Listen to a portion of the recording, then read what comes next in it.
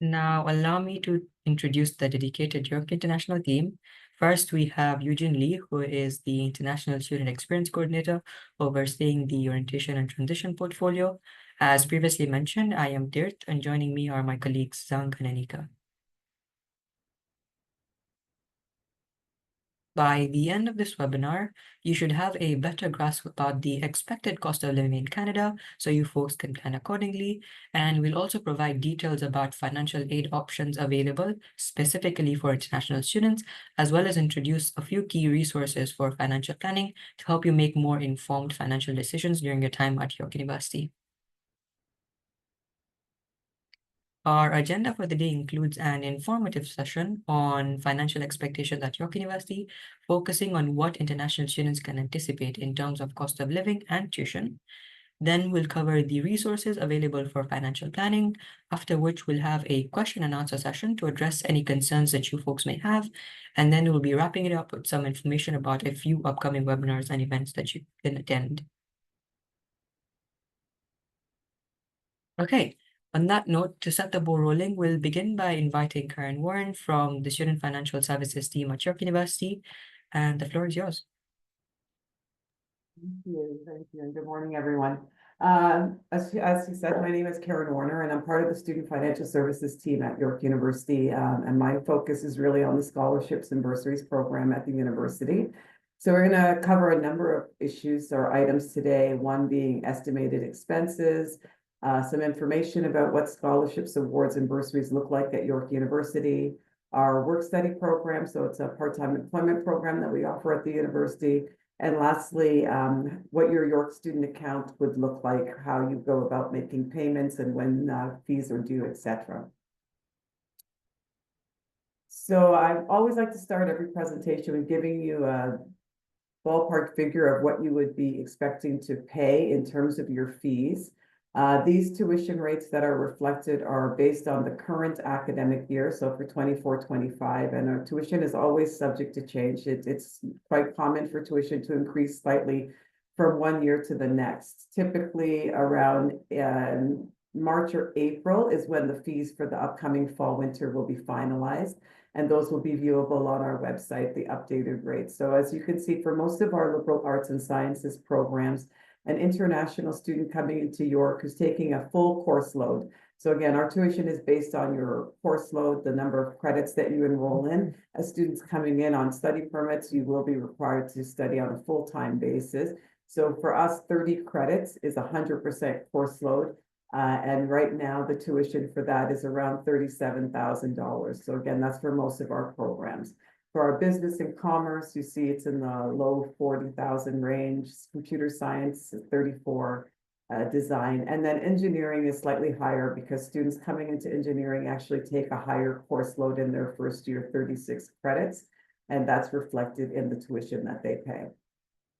But of course, in addition to thinking about your tuition, you have to think about the cost of living in Canada. So we have many options available for students on campus through our residents. Again, these are our current rates for residents and meal plan. Excuse me.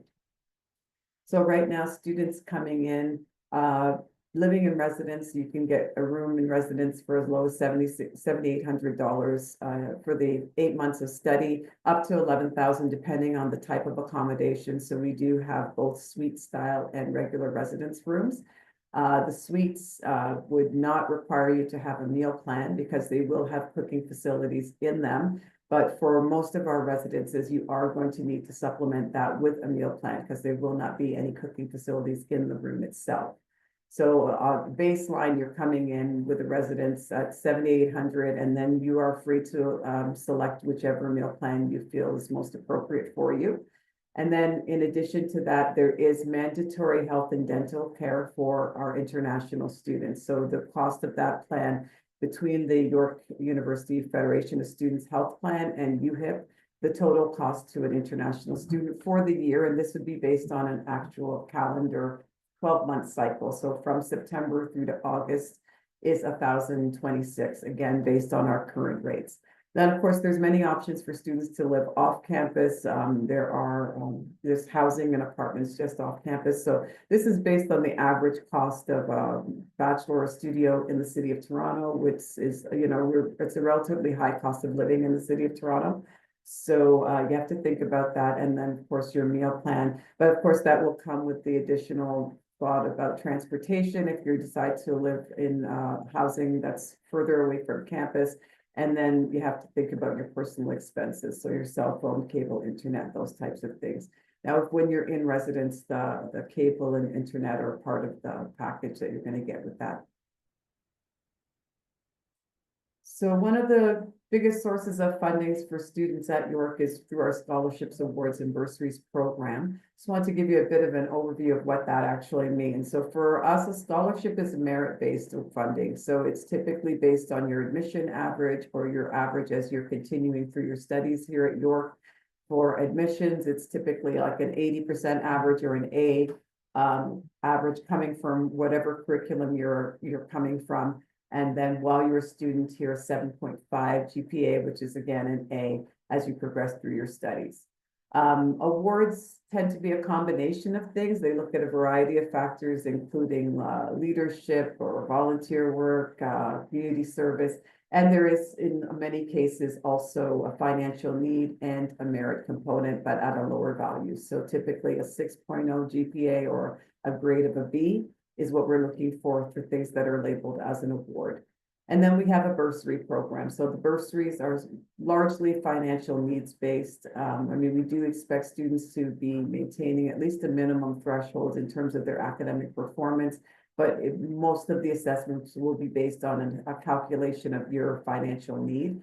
And we do have dedicated funds to provide bursary support to our international students. So for fall winter 25, we have a number of interesting scholarship opportunities that are going to be launched, and they're new for fall winter 25. So for students coming in, this is our students coming in from high school and or our college or university transfer students. They will qualify or be assessed for these top 4 awards that are reflected here, which are the new ones for fall winter 25. So the International Scholarship of Distinction, any student coming in with an 85% or higher will automatically be awarded this scholarship. It is renewable, though it doesn't renew at the same value as what you're going to receive in your first year. So you're going to get $15,000 in your first year, and then it will renew at half of the value, $7,500 for years 2, 3, and 4. To renew, you must maintain a minimum GPA of 7.5 each year, so a B+, and you must complete 24 credits each year. I realize now I didn't update the slide because that was still an unknown when I created them, but 24 credits is essentially like an 80% course load. So we'll be looking for you to do that 80% course load and that B+, and then that scholarship will be automatically renewed. For students coming in just below that, 80 to 84.9, again, it's a renewable scholarship, again, 10,000 in your first year, and then renewed at a value of 5,000 each year, and the renewal criteria is the same. And then 75 to 79.9, that becomes a one-time only scholarship, so you'll get 5,000 in your first year only. For our transfer students who are coming in with 24 credits of transfer credit or higher, they are going to get a one-time only scholarship of $2,500.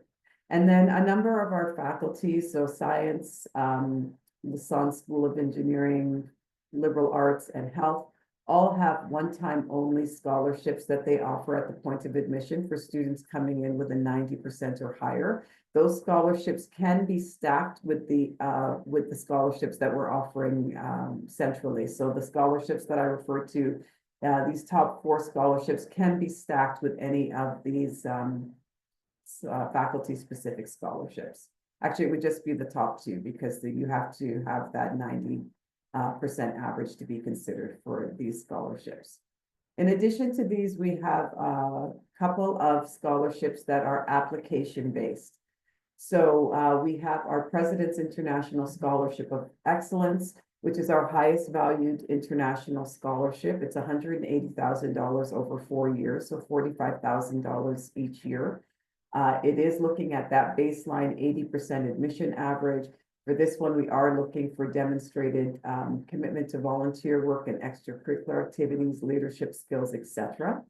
And then we have a unique award called our Tentanda Via Award, which is really not merit-based. The focus of the Tentanda Via is really one of two ways that you can be assessed for Tentanda Via. It recognizes students who have overcome significant barriers in their life, in their pursuit of academics and post-secondary education. And it also recognizes students who have been exemplary student leaders or who have been what we consider change makers, who have undergone or undertaken initiatives that have really made a difference in their community, whether that's in their community that they live in or in their school community. So again, this is a renewable scholarship, $30,000 a year for a total of $120,000. And our Faculty of Liberal Arts and Professional Studies also offers a leadership scholarship. Now, I must put a little caveat on that. There is some discussion on whether they are going to continue this particular scholarship for fall winter 25. That has not been definitively decided yet. So at this point, I'm putting it there, but it may not actually be offered for this cycle. So these scholarships that require an application, that application is going to become available to the community starting December 1st through to February the 15th. So if you visit our future students site for incoming students and go to the scholarships page, you will see we're in the process of updating that page right now with all of these new scholarships that are being offered for fall winter 15. That is where you will access the link to the scholarship as of that December 1st date. And then our goal is to communicate decisions about those applications in March, early April, so that you have plenty of time to make a decision about where you want to go and to start the visa application processes. Also, for those awards that are faculty specific, so if Liberal Arts and Professional Studies does continue with their scholarship, they would be the ones communicating their decisions related to that award. We do allow the scholarship to be deferred for the winter. So if you've applied for admission for fall 2025, and there you encounter any issues with your visa, or you just need to defer to start in the winter instead, any of these scholarships that I've spoken to will automatically be deferred to that winter session. So this is winter 2026, but we do not defer beyond that point. So if you are unable to accept your offer and attend for either fall or winter of next year, and you want to defer your admission to the following academic year, you would have to reapply for the scholarships that require an application. And you would be subject to any scholarship program that we have in place at that time. The other thing to remember is that these scholarships are really based on you being a student coming in paying international tuition rates. So if you come to York and you provide documentation that allows you to be paying your tuition at a domestic tuition rate, these scholarships can be reversed, likely will be reversed, and or the amount adjusted. So that includes our President's International Scholarship and the Tentanda Via. So we're not going to revoke those scholarships, but we will prorate the value of the scholarships to reflect the domestic tuition rates the students are paying. The recipients of those awards would be paying. All international students are required to pay a $1,500 non-refundable acceptance deposit. This applies even if you're receiving a scholarship from us. It's just your commitment and your guarantee that you are going to come to York, so it is non-refundable. And the only instance in which we would consider a refund on that is if you are denied your visa application. So if you can provide proof of that, we will refund that $1,500 deposit to you. So much of the funding that I've spoken about is all around the entrance in your first year of study, but I do want to assure you that we do have opportunities available to students every year. So we have FAST, which is our financial aid awards and scholarship application. That application opens annually in August of each year. There are many awards that are dedicated to our domestic students, but if any award that does not specifically cite immigration status as part of the criteria is open to our international students. And as I mentioned earlier, we do have some limited bursary support that is available to students. We do want to strongly message that, you know, you are expected to come to Canada with the resources in place to fund your own education. But if you do find yourself, once you're here, encountering any unexpected situations or, you know, experiencing a shortfall, that's when we have the bursary there to help provide some support to help bridge that gap for you. So if you're receiving any kind of funding from York, that funding will always be applied first to your York University student account to pay your tuition or housing or any charges that you have on that account. In particular, for your entrance awards, like if you're a student coming in getting the President's International, for example, most likely you will have a surplus of funds. Like then once we apply the scholarship to the account, after we've paid your tuition, there will likely be a credit amount that is there on the account for you. You can get access to those funds, but we typically don't release the funds until November. So you should plan accordingly for that. Like you will need to cover your living expenses out of pocket for the first couple of months. And then in November, we will be able to release those funds to you. So we do ask that when you come to Canada, that you set up a Canadian bank account. And then there's a mechanism for you to provide the university with your banking information so that if we ever encounter a situation where there's a credit on your account or you've applied for a bursary, for example, and you need access to those funds, we can directly deposit those funds into your bank account. So again, eligibility for those renewable awards, we will automatically assess any renewability. You don't need to reach out to us. Once the academic year is over in April, come May, when the grades are in, we automatically assess whether you have qualified for renewal, and we will notify you at that time if you are going to be renewed or if you're eligible for renewal. And then the funds themselves will be applied to your account in August, so that they can be applied towards your September fees, which will be posted in August and due in September.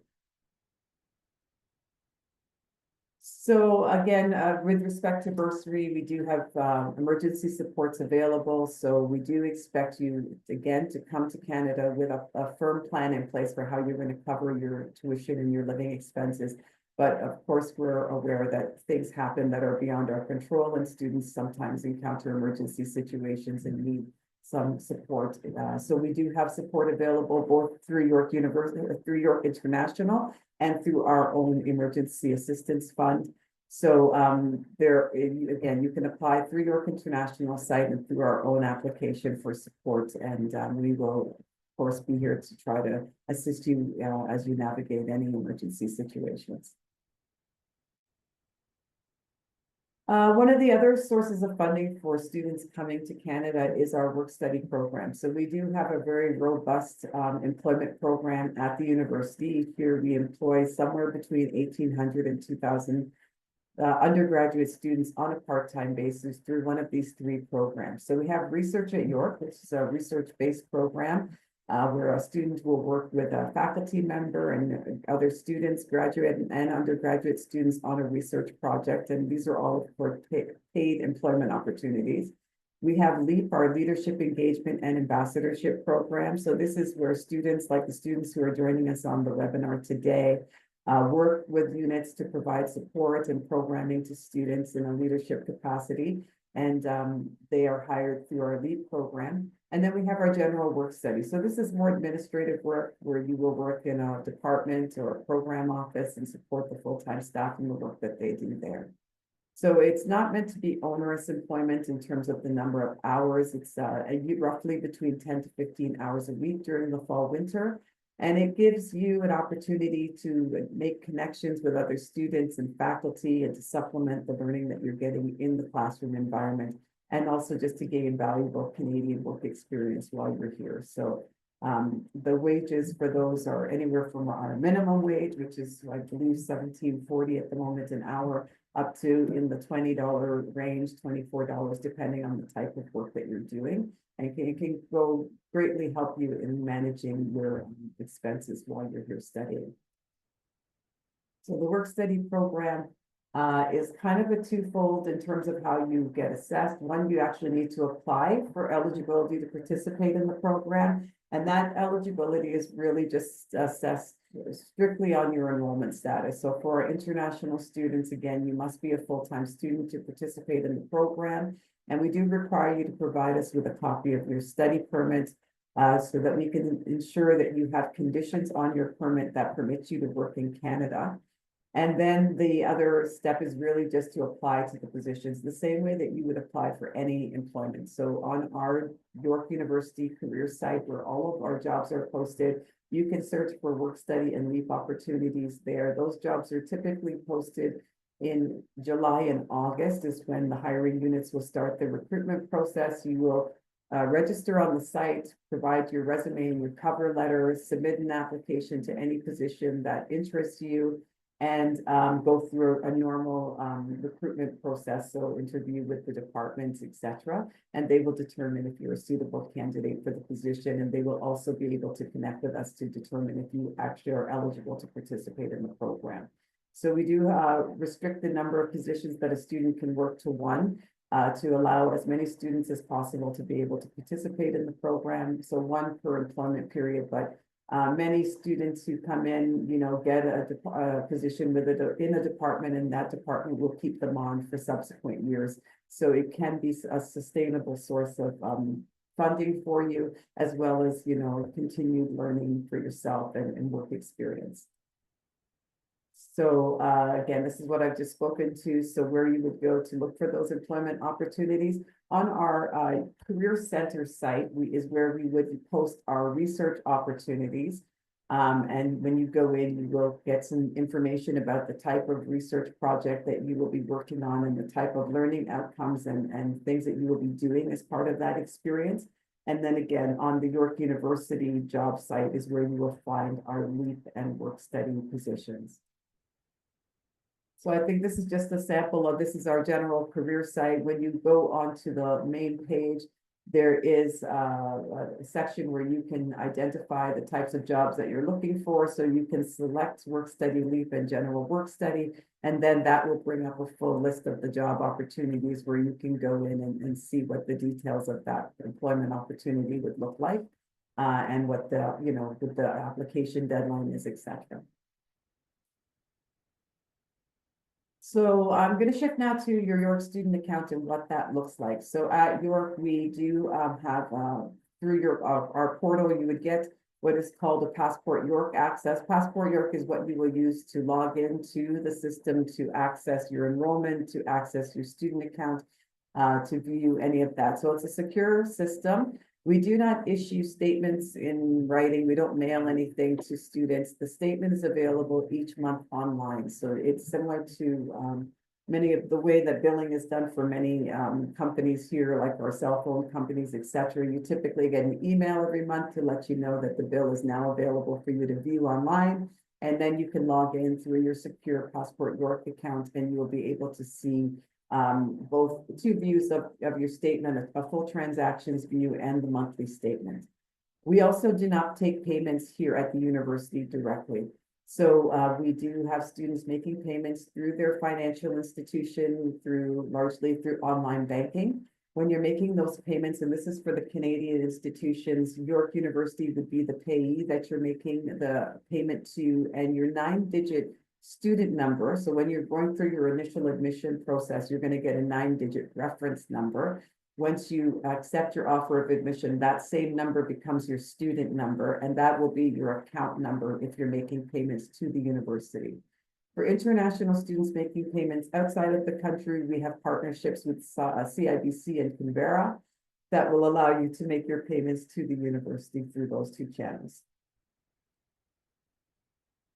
In terms of the payments themselves, the first payment that you're going to make will be that $1,500 acceptance deposit that you make once you've accepted your offer of admission. I should go back just a minute with respect to the scholarships. All of the scholarships that I've spoken about earlier are conditional on you accepting your offer of admission by the date that is in your offer letter. So when we send you your York offer, it will contain a list of the scholarships that you may be eligible for, depending on the program or faculty that you have applied to.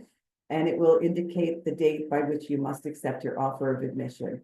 To get the scholarship that's referenced in that letter, you must accept that offer of admission by the date in that letter. And then you must pay that $1,500 deposit, acceptance deposit. Okay, so that's the first initial payment that you're going to make to York. If you are applying for housing on campus, you're also going to need to pay a residence deposit. All of these deposits, though, are going to go towards your balance, okay? So these are not additional charges. The $1,500 that you pay will go directly towards reducing your tuition amount that's owing, and the residence deposit will be applied towards your housing charge that will hit the account later on. Our first actual tuition due date will be in September. That will be for any fall term courses. So those are courses that are just for the fall. They start in September and end in December. And you will at that time also pay 50% of any full year courses. So those are courses that run the full 8 months, start in September and end in April. And 50% of your residence and meal plan charges. Those will all be charged in September. And you may at that time also be billed for your health plan. It really depends on when you do your enrollment, when that health plan charge, but for most students, they will pay the health plan charge in full by that September 10th date. The next due date for us will be January 10th. So this will be the remainder of your residence and full year courses and your meal plan. And then if you have any winter courses, so those are courses that start in January and end in April, you will pay that in January. We do not have your payment plan. Your fees are due, as I said, the 10th of each month. Anything that you are unable to pay by that due date will be subject to a late fee of 1.09%, and that's charged on a monthly basis. So, you know, if you're not able to pay your tuition, what is due in full by September 10th, that'll be on the next bill with a October 10th due date, and you can pay it gradually, but again, you'll be subject to a late fee each month on whatever the remaining balance amount is. So this is just an example of what the statement itself will look like. So you see the statement will reflect all transactions that happened from the last billing date to the current billing date.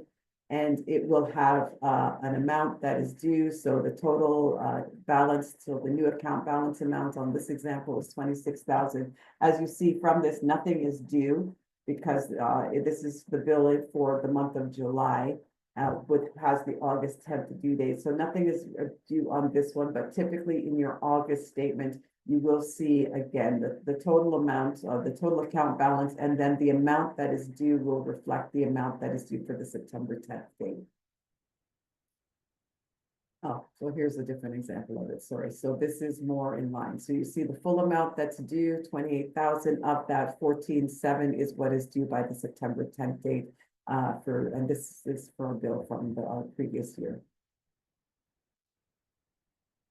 So in terms of getting support or assistance with respect to scholarships or anything related to your student account, the primary area to go for support is student support and advising.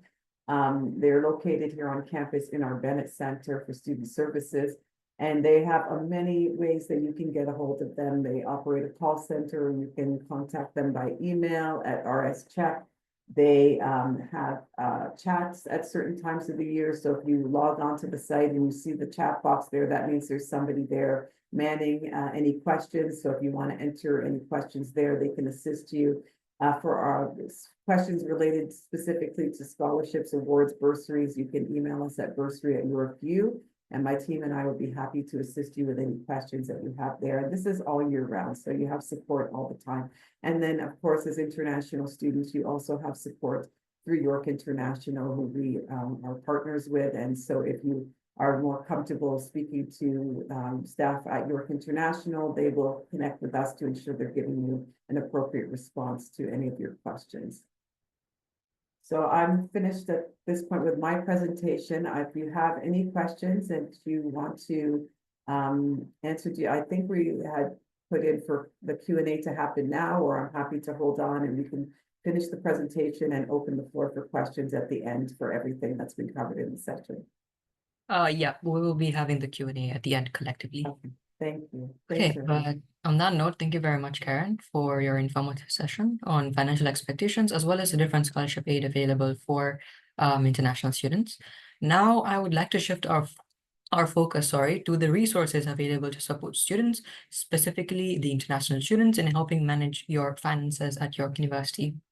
And just as a quick reminder, as Karen mentioned, that you can always keep asking your questions using the Q&A feature, and we'll be addressing them accordingly during the Q&A time. Another quick reminder before I continue that York International does not mean to promote and take liability of any of these websites or discounts. It is the student's responsibilities to use these resources with caution. And for further reference, the links to the relevant student discounts will be placed in the chat.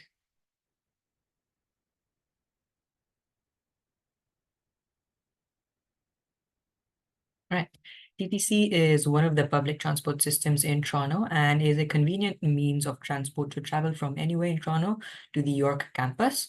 It consists of buses, subways, and streetcars. TTC currently offers a student discount on the TTC monthly pass for post-secondary students, as listed on the table below. And in order to be eligible for this discount, students must be enrolled in a full-time degree or diploma program in a recognized post-secondary institution located within the city of Toronto. Luckily enough, York University is one of those recognized institutions, and you folks are eligible for this discount. Next, we have another public transport method, which comprises of buses and trains. It is a convenient way for you folks to travel over longer distances. The Go Transit offers a 40% discount for post-secondary students. And one of the recent changes that happened in Ontario back in February 26th of this year was that riders pay once when transferring between Go Transit, the TTC, Brampton Transit, Durham Region Transit, MyWay, and the York Region Transit. And all the different transits I just mentioned are part of the Greater Toronto Area. And the introduction of the One Fare program has significantly reduced transit costs, as you'd pay only once when using any transit system in the Greater Toronto Area, as opposed to paying a separate amount for each individual transit you hop on. Next, we have a student discount on HelloFresh offered by the York Federation of Students, or abbreviated as YFS, which is the student union that represents all undergraduate students at York University. HelloFresh provides a range of meal plans, including options for various dietary restrictions, as well as each recipe comes with detailed information. This discount is especially useful for international students who are living off campus, where cooking can be both time-consuming as well as challenging. With HelloFresh, you can prepare meals very quickly without the hustle of grocery shopping or meal prepping, making it a very, very great resource. YFS is currently partnering with HelloFresh to bring up to 20 free meals and breakfast for life as long as you have an active HelloFresh subscription. Along with the HelloFresh, YFS also partners with businesses like Cineplex, offering discounted movie tickets, as well as K1 Speedway for recreational activities like go-karting. And they also have offers and discounts on the York Lions matches that take place at the home ground on the Kill campus. And offers like this are normally released year-round, so it's important that you folks check the YFS member service office website regularly in order to take a look at the different discounts that are offered year-round. For students who are looking to save on everyday essential services, YFS currently provides two great resources. First, we have the YFS Grocery Shuttle, which offers free transportation, making grocery shopping much, much more convenient without the need for taking the public transport or without having to rent out a car. And if you take the public transport, you would be limited with the number of items you can carry back. But if you use the grocery shuttle, you'd have nothing to worry about. And the grocery shuttles currently occur bi-weekly year-round, which means that they are indeed pretty frequent. Second, the YFS also offers the cheapest printing on campus with a self-serve printing center in the second student center, where you can print all your documents, but all by yourself without the need to send documents to anyone.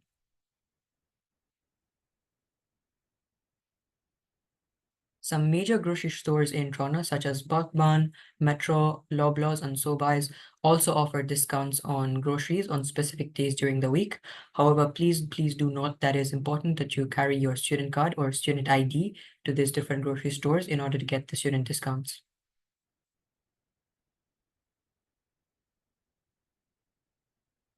Okay, Moving on to textbooks, which can often be one of the largest expenses for students, you can save up to 50% on new books by shopping at Book Outlet, or you can get an additional discount if you have an Amazon Prime student membership account, which offers up to 10 to 15% off different textbooks and books.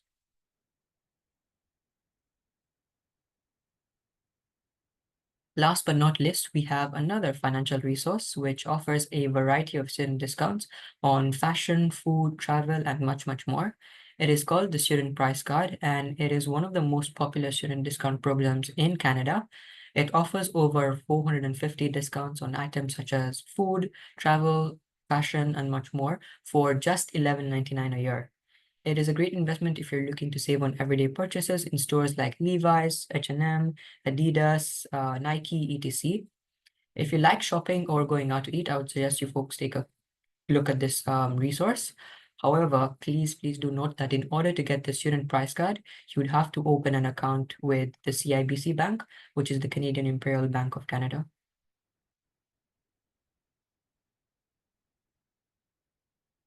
Okay, we have just looked at the student price card, which is a popular way to save on everyday purchases across Canada. Now, expanding on this concept, we have another fantastic option, which is the International Student Identity Card, which is abbreviated as ISIC. Unlike the SPC that I mentioned in the last slide, which focuses mainly on Canada, the ISIC is globally recognized, and over 4.5 million students from 120 different countries use this card to access discounts on travel, shopping, museum trips, and much more. So if you're interested in obtaining the virtual ISIC card, you can visit CFS Ontario and look for the section How to Get an ISIC Card to apply for a free virtual card. And for more details about the card and the benefits available, feel free to check out the ISIC website, which is placed in the chat. And please do note that the ISIC card is available for both graduate and undergraduate students. So the both different types of students can make great use of this resource. Okay. There are different discounts and support services available for graduate students through the York University Graduate Student Association, or abbreviated as YUGSA. YUGSA is the student union that represents all graduate students at York University. First, there is the food bank at the Second Student Center run by the York Federation of Students, which provides emergency food relief to both full-time and part-time graduate students. However, also do note that the food bank at the Second Student Center is also open to undergraduate students. So once again, this is a resource that both students can make use of, graduate and undergraduate. YUGSA also provides free tax filing assistance through a collaboration with the Canada Revenue Agency's Community Volunteer Income Tax Program that helps eligible students with tax preparation. And the good news is that the graduate students at York are part of those eligible students, so you folks can make great use of the tax filing resource. Finally, YUGSA also provides funding options to support graduate students. And while this funding's options aren't the primary funding source, they do in fact offer a valuable supplemental aid. And you can find more details about the different types of funding available through the link provided in the chat.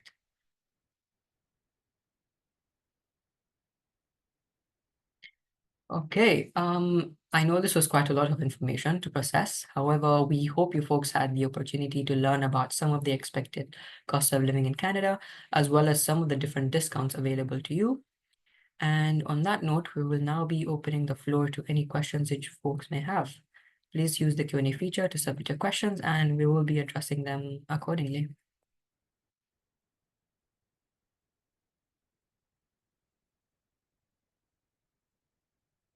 And as we give the students a chance to type in their questions, I'd like to go over a few common questions which we have received in previous webinars.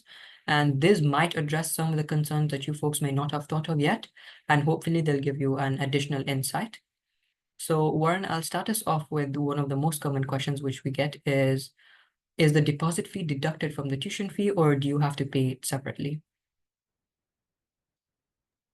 Yes, so the deposit fee that you're paying will be applied directly towards your tuition, so it's not an additional charge. It will reduce the amount that you're owing in September. Okay. Another one of the questions we get is, how do I show that I'm receiving a scholarship when providing proof of sufficient funds to apply for a study permit? When you, again, the scholarship amounts will be reflected in your offer letter. Your admissions offer letter will list the scholarships that you have been offered as part of that admission offer.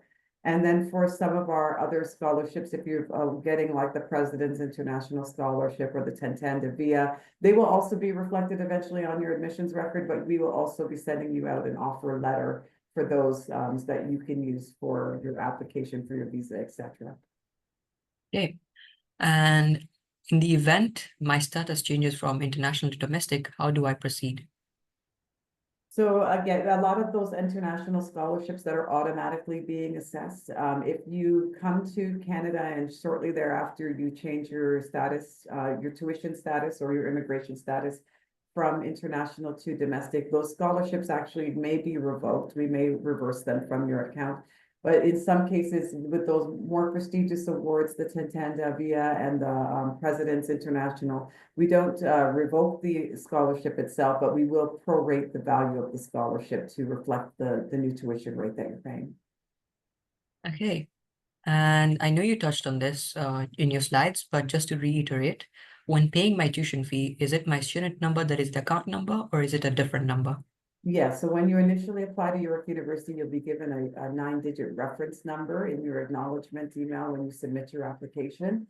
And that 9-digit number will ultimately be your student number. So if you are making payments through a bank, and it asks you for the company that you're paying and the account number, the York University is the company or the payee that you're making the payment to, and that 9-digit student number becomes your account number for your payments. Okay. And one of the last questions we have is, do I have to pay my tuition fees before coming to Canada? No, so you pay that deposit initially, and again, you may be required to pay a deposit in addition if you're looking to live in residence for your first year of study. But after that, your next payment due date will be September 10th, which is once, classes will have already begun by that. So that time, you're not required to pay anything in advance of the study period other than your initial deposits. Okay. I know we do not have any more questions during the Q&A. However, I would really love to encourage you folks to ask your questions. Please make great use of Warren being present in the webinar and ask any questions that you may have, and it helps you gain more clarity. And I'll also like to make a huge note that if you'd like to refer back to Warren's presentation for any information, or in fact, if you want to refer back to the financial resources, you can visit York International's PRRO webinar website for the PDF version of the slide, and you can also rewatch this recording at your best convenience. And since we have no more questions, we'll now be taking a look at a few of our upcoming webinars and events. And like I mentioned, you may continue to use the Q&A feature if you have any more questions during this portion of the webinar. And another small reminder that the links for registration to the different webinars and events will be placed in the chat.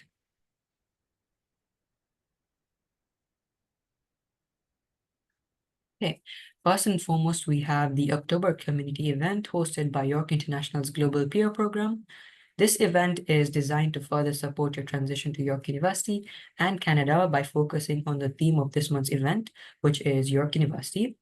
The community events happen in a group setting where you have a platform to meet fellow new international students and connect with GPP mentors. Please do not miss out on this chance to enhance your knowledge on York University, as well as build valuable connections within our community. In our essential webinar, Understanding Your Health Insurance, you will receive a comprehensive overview of the Mandatory University Health Insurance Plan, which is abbreviated as UHIP, that all students enrolling in a Canadian institution are required to enroll in.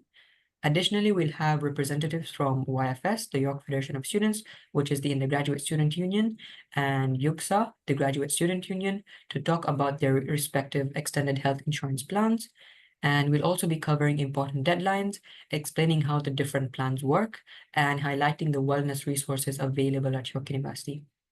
This session will ensure that you folks are very, very well prepared to navigate your healthcare needs during your time at York.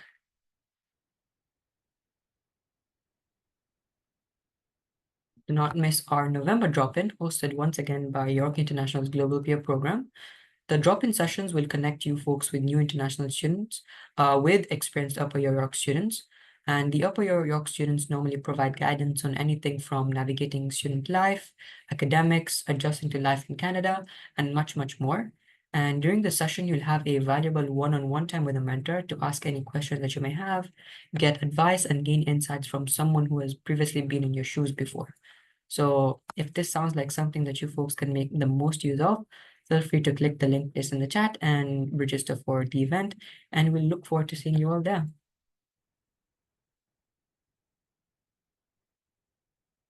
And then finally, for our last event, if you'd like to feel more prepared for your classes at York University, I highly recommend attending our upcoming webinar, Preparing for the Canadian Classroom. This session will help you understand what to expect academically and how studying in Canada might be different from your home country, so that you are extra prepared when you arrive on your first day. Here we have our events calendar that will tell you about the dates and times of other webinars that we have coming up. And you'll also be able to register for the events directly from the events calendar. Before we wrap up today's session, we'd like to encourage everyone to stay connected with us through our social media channels. And by following us, you'll receive important updates, event announcements, and various opportunities to engage with your community. On that note, before we end today's webinar, I will take a quick look at the chat to see if we have any last-minute questions. And since we have no more questions by the looks of it, thank you all for attending today's webinar, and we look forward to seeing you at the future webinars and events. Bye, everyone.